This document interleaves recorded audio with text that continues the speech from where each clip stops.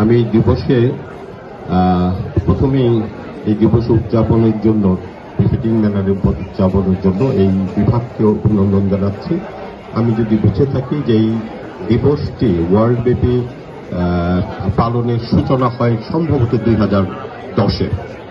প্রতি 5 বছর পর পর এই বিভাগটি এই দিবসটি পালন হয়ে থাকে। প্রতিটি সময় একটি করে স্লোগান হয়তো থাকে।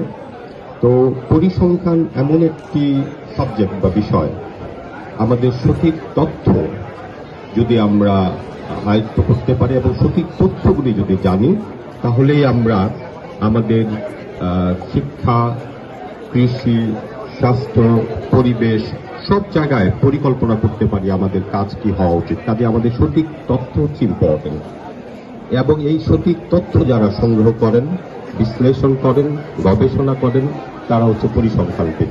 কাজে পরিসংখ্যানবিদের ভূমিকা আমাদের দেশের উন্নয়নে, পৃথিবীর যে কোনো উন্নয়নে তাদের গুরুত্বপূর্ণ ভূমিকা থাকে।